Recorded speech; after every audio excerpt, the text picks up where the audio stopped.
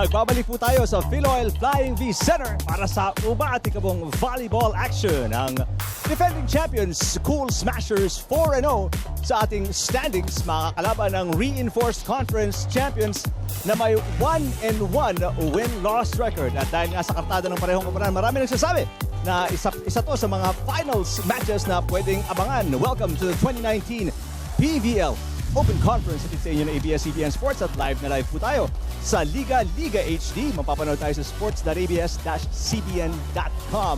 At sa I1, ito po ang ating laban ngayon, Creamline Cool Smashers at ang Petro Gazz Angels. Magandang gabi po sa inyo lahat. Salamat sa panonood. At ako po si Eric Ipan, kasama ko si AJ Pareha at ang ating panel at large ay si Tours Daza. Gentlemen, magandang gabi. It's a very exciting match na dapat nyong abangan because maganda ang bakbakan. So simulan na po natin to. Ito ang PVL 2019.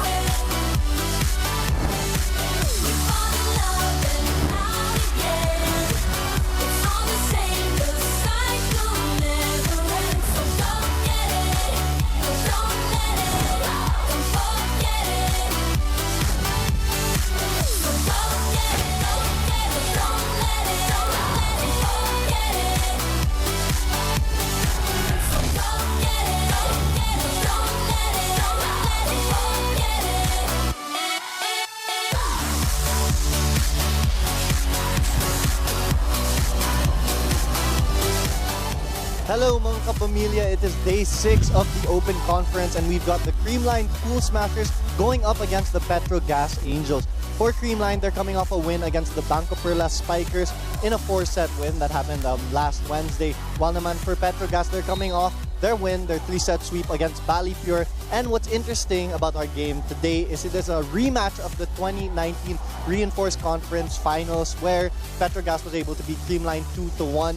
So, exciting talaga ang ating game ngayon. Punong-puno ang ating venue of AJ and Eric. Oh, well, yeah, definitely. Yun nga, possible finals match ito dito among many others. Kaya very exciting because two very good teams, AJ. Yes, the Clash of the Titans is a grudge match. Of course, Creamline gustong bumawi yan from their last encounter ng Reinforced Conference, especially now that they're on a high with a 4-0 standing.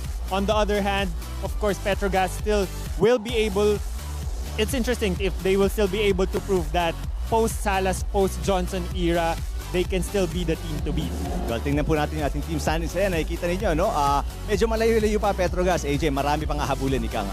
Yeah, at 1-1, syempre, they're 2 games behind Creamline, who already has 4 games and 4 wins at that.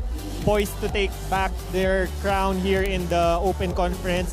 However, Petro Gazz, we know that they had a very dominant win against Bali Pure, so they're probably back in their fighting form, confident again, so it's gonna be an interesting match, definitely. Well, nasabi mo nga, Tours, very exciting match. I know a lot of fans, Manila, Visayas, Mindanao, and all around the world, very excited na magbigay ng opinion, magtanong.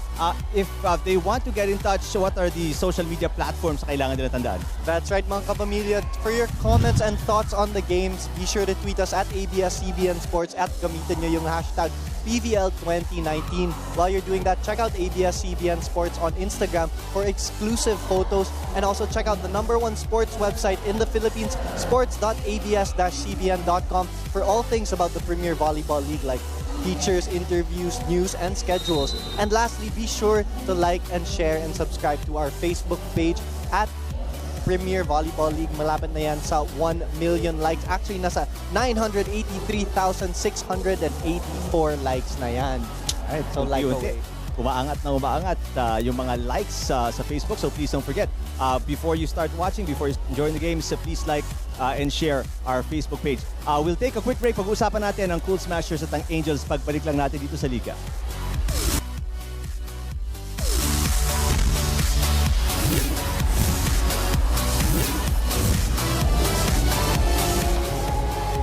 Magandang gabi, nagbabalik tayo dito sa Liga. We're live on Our coverage dito sa Philoil Flying V Center, protocol po yan. Nasa kaliwa ang Cool Smashers, nasa kanan mga nakapula. Yan po ang Petro Gazz Angels. Ngayon, pag-usapan muna natin yung last game ng Cool Smashers. Sila po ang defending champions dito sa Open Conference. And they are so far, like nabanggit namin kanina ni AJ, they are undefeated. Tingnan po natin yung kanilang last game. It was a 4-set win kontra sa Banco Perla Spikers. Yes, definitely showing that they're still the team to beat here in this conference. Even if Banco Perlas came out strong in the opening of this conference by beating the Petro Gazz Angels, Creamline Cool Smashers weathered the momentum of the Banco Perla Spikers in 4 sets, even scoring 25-10 in a very dominant fashion in the first set. And Creamline just really won almost all the scoring skills in terms of spikes, in terms of aces. And Perla Spikers took the blocks and errors, but it was still a Creamline show all throughout. Well, kasama po natin ngayong hapon si Gia Morado mula sa Creamline Cool Smashers. Gia, welcome to the coverage. Hi, hello. Now, you guys are dominating. You're 4-0. You are the defending champions. You personally best setter in Open Conference last season. And how do you guys, especially, how do you motivate yourself coming in each and every game with you're playing at such a high level already? I think it's because Coach Tai always reminds us that we have to take it one game at a time, and every game we play is an opportunity to learn. So we make the most out of it, no matter who we're facing. And yes, Gia, coming from the reinforced conference, of course, Petro Gazz Angels without Salas and without Johnson, they probably adjusted their strategy for this conference. So, sino yung na-expect nyong mga players who will deliver the damage for the Gazz Angels? I think the Open Spikers will be stepping up the most because those are the ones who weren't able to play last conference because of Salas and Johnson. But we're also expecting that it's going to be a total team effort for Petro Gazz, so that's what we prepared for today.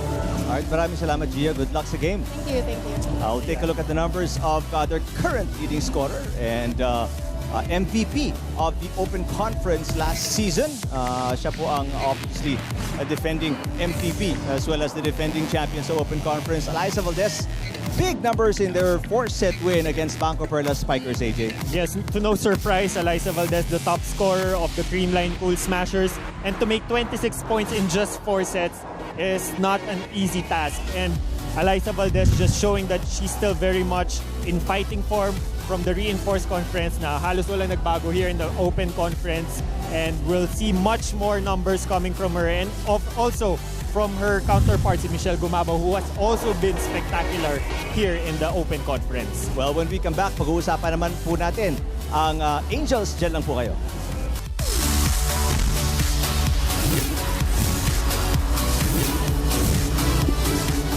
Ito po ang ABS-CBN Sports coverage ng PBL 2019. Magandang gabi sa mga nanonood sa Liga. Eric Fan kasama si AJ.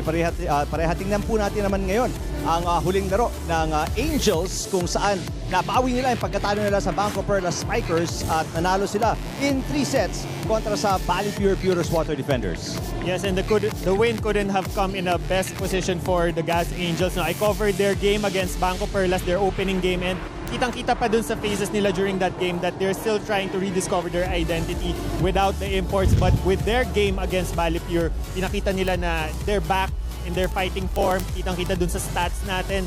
Almost all stats, they were able to claim it, save for aces or receptions, pero hindi rin nakakalayo when it comes to the stats against Bali Pure. So it's interesting to see that our top scorer for that game is not in the Open Spikers na yung sinasabi ni Gia na babantayan, but it's Janet Panaga who dominated from the middle. And speaking of Janet Panaga, kasama natin si Janet ngayong gabi. Magandang gabi, Janet. Thank you for being here. Magandang gabi din po sa inyo. Well, tulad na sinabi ni AJ, no, ang ganda ng nilaro ninyo, ang ganda ng bawi nyo after starting off the season with a loss. 3-set win ka agad kontra sa Bali Pure. Anong mindset ninyo after that loss? Was it masakit pa sa inyo? Because you guys were coming off a championship.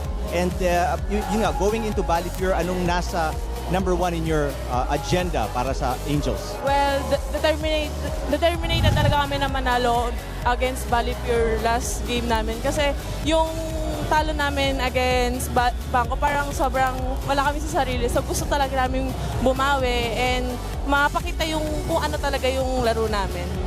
Yes, Pangs, we all know naman na laging usapin when it comes to Petro Gazz is yung naging contribution ng imports in last conference. Yes. So ano yung naging adjustment ng team going into this conference?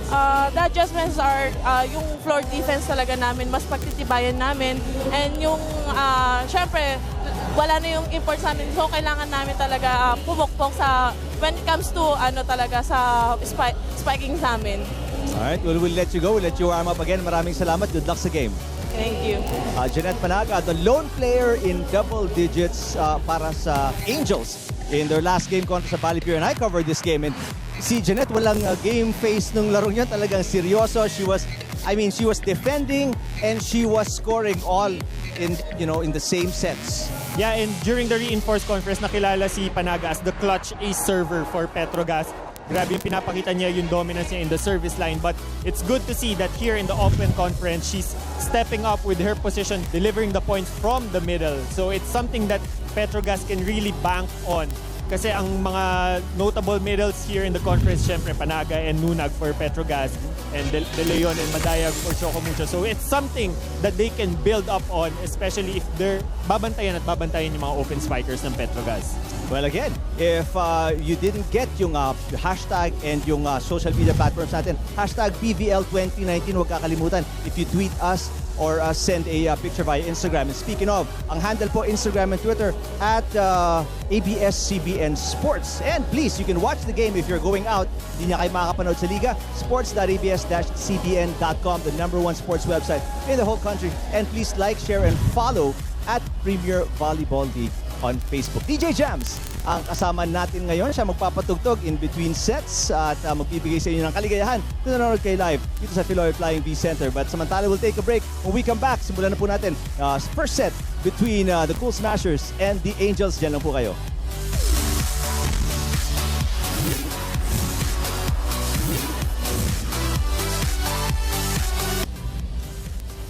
Presenting our national officials for this match.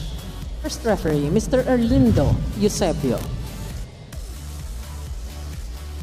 Second referee, Mr. Fernando Velarde. Let us welcome our starters from our Creamline Cool Smashers. Team captain is number 2, Eliza Valdez. At number 5, Risa Sato. Wearing jersey number 7, Michelle Gumabal. Number 10, Maria Paulina Soriano. Number 12, Julia Melissa Morado. And number 15, Jessica Margaret Galanza. Liberos are number 11, Kyla Atienza, and number 22, Melissa Gohing. Head coach, Mr. Anuson Tai Hunde.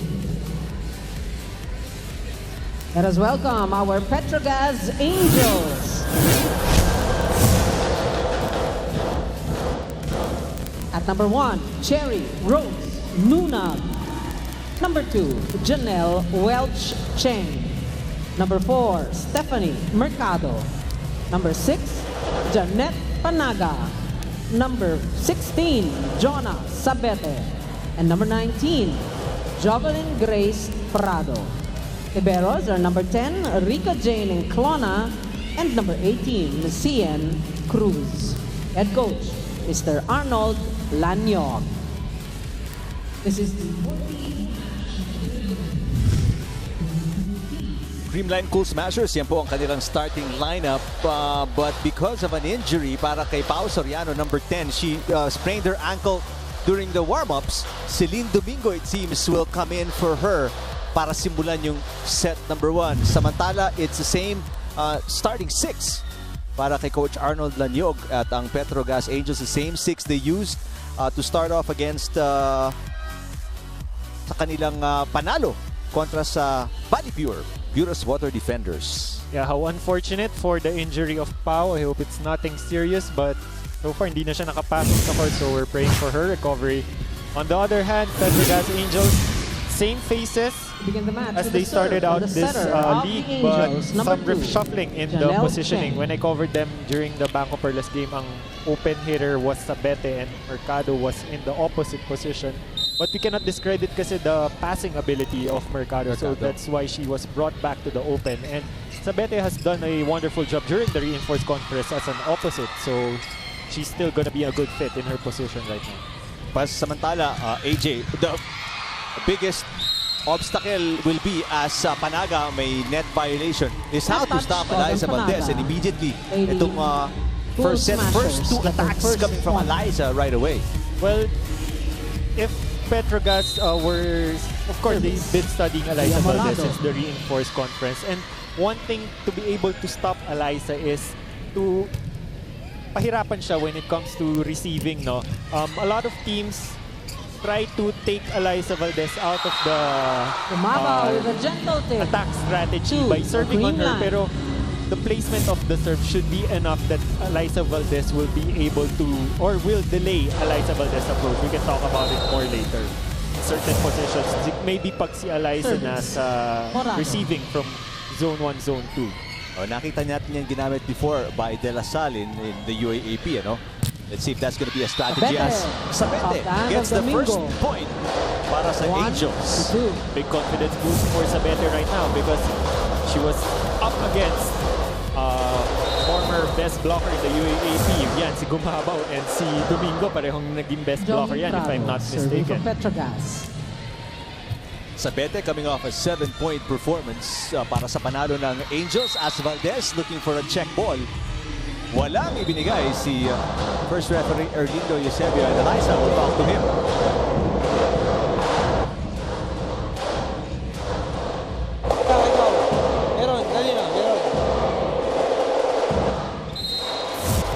The first referee spoke to the Lions judge na, no? Doon niya na kinuha yung usapan. And kita-kita din naman sa camera. Tama yung call ng mga Lions judge.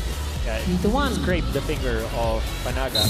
Team captain Eliza Valdez serving. So 3-1 start para sa Cool Smashers. And obviously sinabi mo nga kanina, AJ, as there's an over-receive mula kay Prado na they have a bone to pick itong Cool Smashers after losing to the Angels in the reinforced conference finals. Good save para kay Shen Cruz. Free ball para sa Cool Smashers. Morado to Domingo, and there's another net violation on Panaga. Sabete. Two net violations already on Panaga. A little too eager or aggressive sa kanyang net play. She was like this nung laban nila kontra Bali Pure. I mean, she was getting points off attacks from the middle, and then kill blocks as well. So now nga lang, medyo aggressiveness niya nasobrahan with those two errors as Panay Mercado gets the second point para sa Angels. Ito yung performance from Mercado na inaabangan natin, no? Yung dominance in the open position. Last time when she was in the opposite position, not too much effective. So at least ngayon, Coach Arnold put her in her natural position. Serving for Petro Gazz. 9 points para kay Mercado in their last game. There's that beautiful serve by Panaga. Pero ganda ng pasok ni Galanza in the middle. 5-2. Galanza was able to fool the defense or the block of Sabete. Usually it's the pag ganon na nanggagaling si Galanza from Zone 4. Si Sabete, since siya yung defender niya, dapat kino-call out na dun sa middle pa lang na pumasok or going inside the court, going for a patong.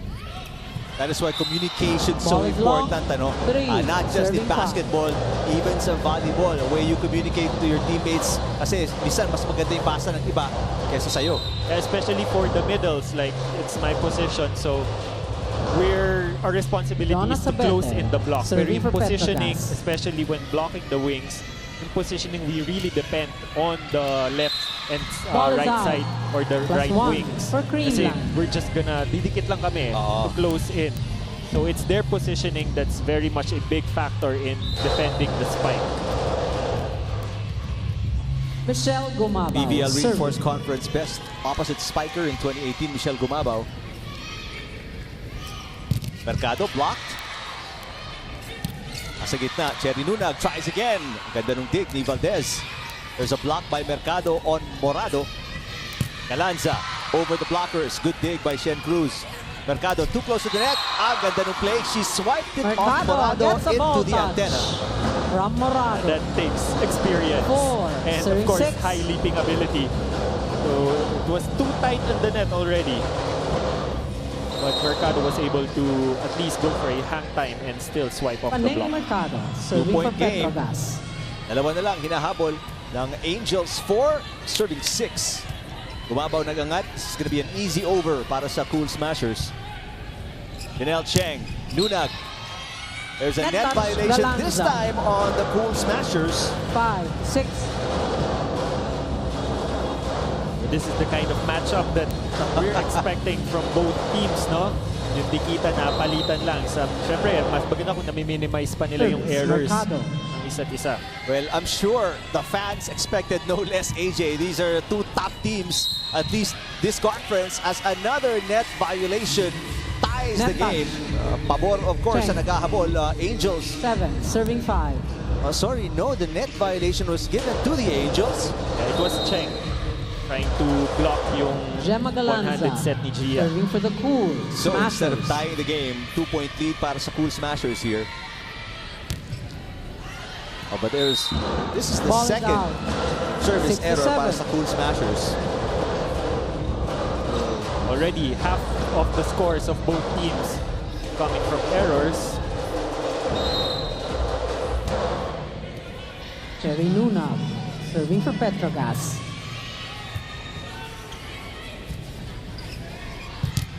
Good block against Valdez. Another block, but it goes through. Naiangat. At naibalik ng Angels sa atake ngayon. Sato will score. Quick attack, Sato. First technical timeout, 8. Grabe yung Creamline, flurry 6. of activity Petro Gazz. and effort between the two teams. So right now, it's a 2-point lead para sa Cool Smashers. 8-6 kontra sa Angels. Set number 1.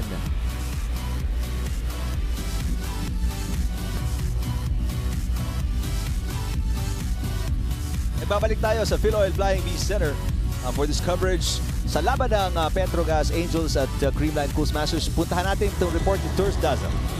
I was able to talk to assistant coach Ed Ortega of the Creamline Cool Smashers, and he said excited talaga ang kanyang team para sa rematch nila against the Petro Gazz Angels ngayon. Not only that, he also said that he's very happy with the contributions from Gemma Galanza and Michelle Gumabao this conference for their first 4 games, and he's also happy to have also Phil Cayunglet Cayetano back on the team for this conference. For I asked him Creamline, how he Risa manages to keep how they decide who to play within the game, but he said because there's so many, they just have to put their trust into Coach Tai because he knows his players.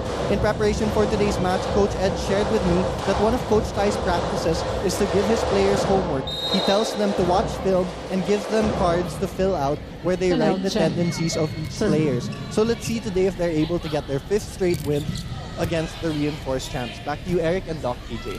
Thank you very much, Tours. Well, yeah, it's discretion na talaga ni Coach Tai Buntiche, no? And so far, he's done a masterful job, AJ. Really getting the best out of either his starting 6 o kahit yung kanyang role players. Yeah, and so deep yung bench ng Creamline Cool Smashers. A lot of players that can really step up. Service. Even if they're not part of the first, especially right now, Celine Domingo doing her job to step up in the absence of Pau Soriano. And yun nga, binanggit din ni Tours. Sabi ni Ed Ortega, very happy with the addition of Phil Cayunglet Cayetano as well. No, was not part of the reinforced conference roster. Ito si Eliza Valdez doing what she does best. Which brings to mind the question that a lot of people ask me, AJ, and obviously I want to ask you. Is there a team who can beat Creamline Cool Smashers here in the Open Conference? Well, definitely. Creamline Cool Smashers, even if they're the defending champions. Of course, with good strategy and scouting, even top teams like Petro Gazz or Bangko or the mga talagang usual contenders can challenge Creamline Cool Smashers. It's all about knowing how to identify yung weakness ng team. And ginawa naman ng Petro Gazz during the reinforced conference. But with the imports though, ito ngayon, all Filipino ang lineups natin for all the teams. Panaga is single lady block by Valdez. The Although, block is out. outside daw yung talbog ng bola. Let's see here on the replay. It was a solid block though. It went just outside. Just maybe an inch outside. Yung shadow lang yun ang touch ng line. Serving for the Angels. So 1-point game. This is the closest Petro Gazz has been. Pero again, just like at 6-5, nagka-error naman ang Petro Gazz. This time a service error back to a 2-point Liza lead for the Cool Valdez, Smashers. team captain. Serving Well, for so far for Creamline. Creamline, a lot of the points coming from the attacks are still from Liza Valdez. So, yung strategy about where to put the serve for Petro Gazz is something that they should consider. Celine Domingo Domingo. with the backbreak. 12, serving 9.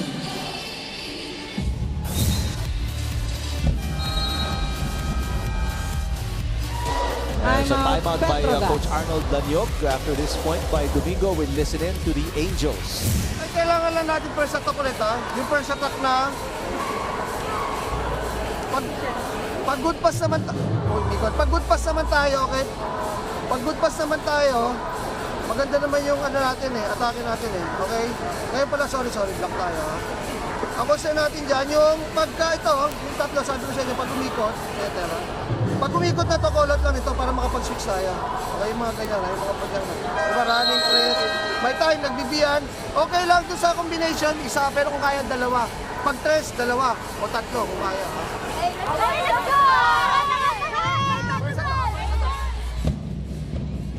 Coach Arnold Lanyog in his first season as head coach. Angels got them a championship sa Reinforced Conference, and right now this is going to be the challenge for him. Tulad nga pinanggit mo, AJ, ano? No more imports. Obviously, his offensive players, they must step up. And that is outside. Mula kay Sabete. A little too much internal rotation in the part of Sabete. Ayang, nandun na yung power. Service, Yung sinasabi ni Coach Arnold during the timeout is, it starts with the first attack. Kailangan nila makakonvert kagad, especially right now that Liza Valdez is the one serving. Two-lady block kontra kay Petro Mercado. He is rejected and namamagana itong kalabangan ng Cool Smashers. A little too tough for Mercado kasi yung set ni Cheng is hindi masyadong dumulo. So talagang nakakulong na yun dun sa block ni Gumabaw at ni Domingo. Free ball para sa Cool Smashers. Morado sets it up and an easy kill para kay Domingo. The points are coming in fast and easy para dito sa Cool Smashers. So far, it has been Domingo showing a lot of force dun sa front line of Creamline Cool Smashers. And part of the strategy naman to beat Petro Gazz without Johnson and Salas is talagang challenge their passing. No? Agility is not the best asset of Cheng. So if you make her run a lot, then nadi-disrupt kahit sobrang ganda ng bato niya sa bola. Galanza, down the line, yes! Down the line, Galanza. Second technical timeout, 16. Para sa Cool Smashers as they take us to our second technical timeout, up by 7, 16-9 kontra sa Angels.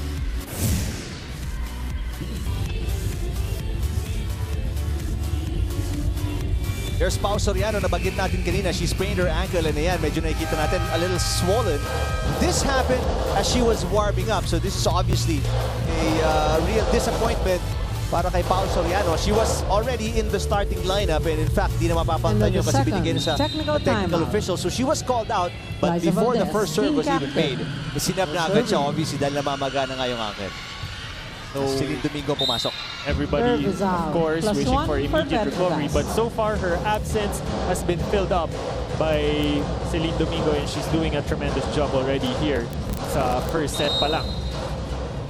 Yes, they've really tortured the Angels, AJ. Pagkatapos ng timeout ni Coach Arnold Lanyog at 12-9, 4-0 run para sa Cool Smashers to make it 16-9 before finally nagkaroon ng dead ball in favor of the Angels. There's Paneng Mercado in the middle. Galanza hitting from outside. Galanza again. And that time around, hindi na tumawid yung bola. Cherry Nuna doing a good job putting pressure on the attack of Galanza. This is the best time for them. They have a full front line and it's Panaga doing the service. Kilala naman siya dun sa Reinforced Conference with her top services. 2 straight points Pero naputol agad yun. Mabaw, Michelle hand of Bumabaw. Mercado. 17-11. Michelle Bumabaw has been tremendous or spectacular here in the Open Conference. As I was saying before na perhaps it was her experience during the Reinforced Conference going up against a lot of foreign players, mostly in the open position. Kailangan niyang bantayan or go up against with her attack. So probably a lot of experience or learning for Michelle Bumabaw Petro Gazz. in that previous 2 out, conference. 8, Balwalwa in. A substitution para kay Coach Arnold Danyog as in. Chisay will come in to play setter. Kai Balwalwa papasok din for the Angels, down by 5 here. Chisay serving for 12 Petro serving Gazz. 17. Bumabaw again. Cross court this time. Check ball. Mabaw. Ball is No, out. sabi ni Erlindo 13, Eusebio, and the 17. point is given to the Angels. The Angels got the lead to 4. Said still serving. Service. The Saed. closest they've been, itong Angels, is within 1 point. They've never tied the game. That's going to be another violation. Attack Hit error the on net. Bumabaw. 4 touches. Called on Creamline.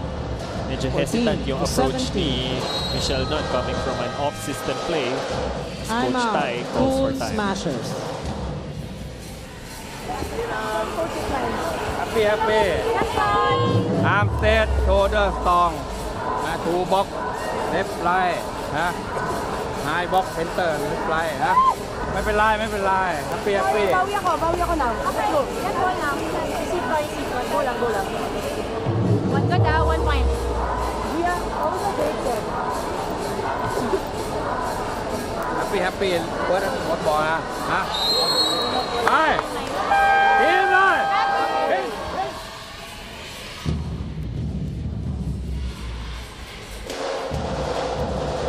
Well, the Angels building a little bit of momentum.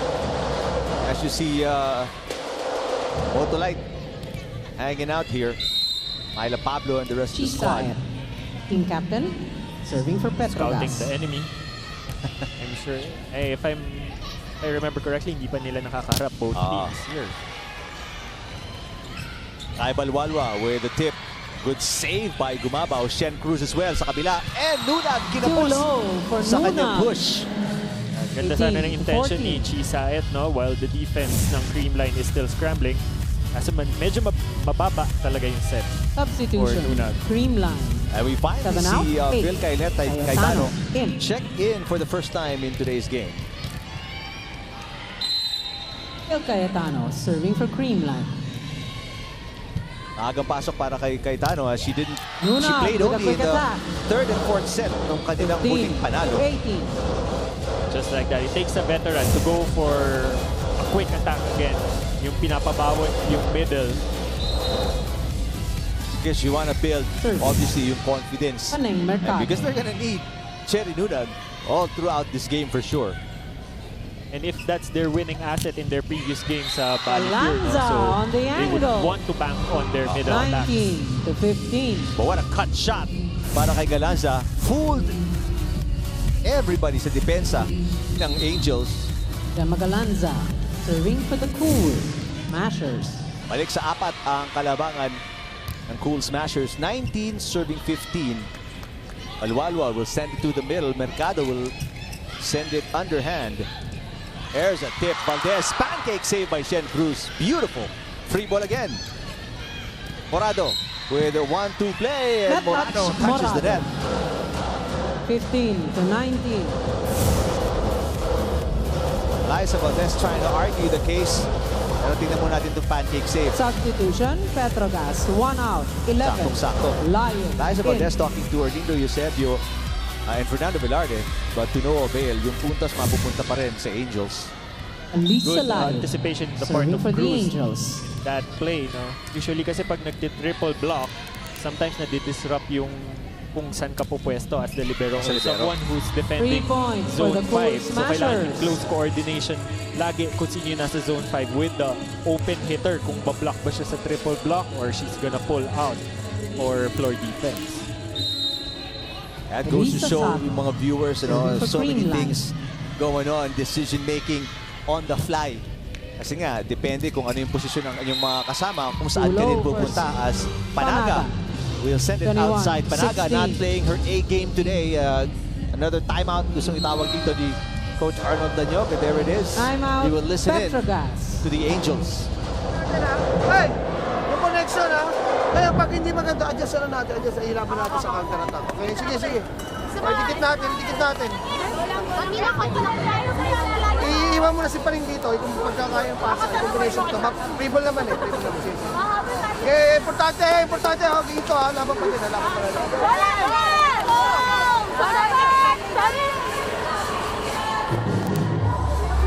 Lumaki na naman sa 5 ang kalamangan ng Cool Smashers, kaya napilitan si Coach Lanyog na tawagin o itawag yung huling timeout niya.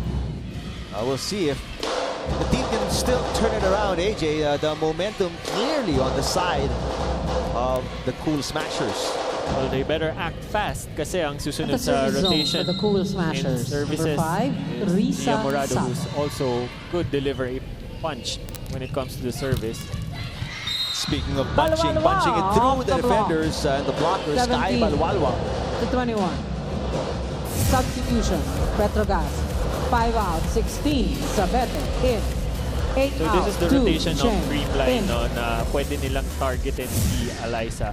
But sometimes when teams target Alyssa, they're targeting her long Chanel ball. Cheng. No? Serving Alyssa for the is intelligent Angels. enough to just pass high para at least makapag-approach pa siya.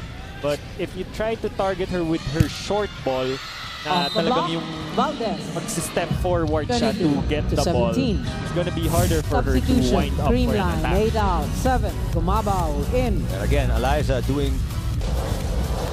her specialty. Patama na lang Nia sa Morado, blockers as serving. Michelle Gumabaw comes back in for Cayetano.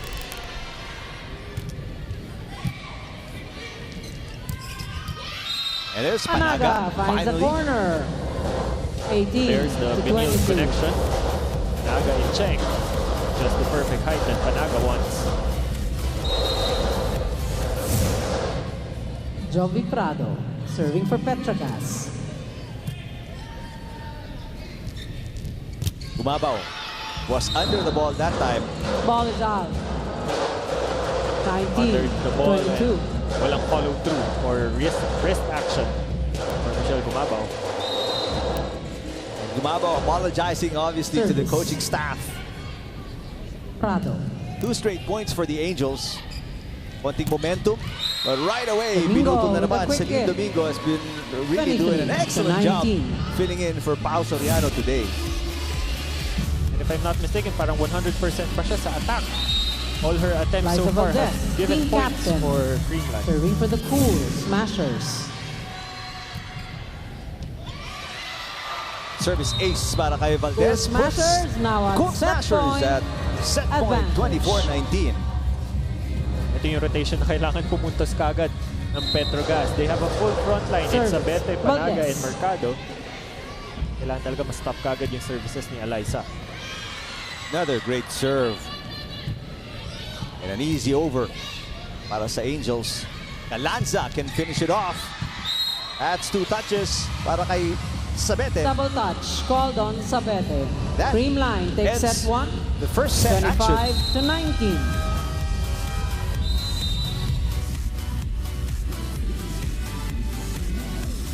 There are the 2 touches, kitang-kita on the part of Jonas Sabete. And first set is over. Cool Smashers in full control, winning 25-19 over the Angels.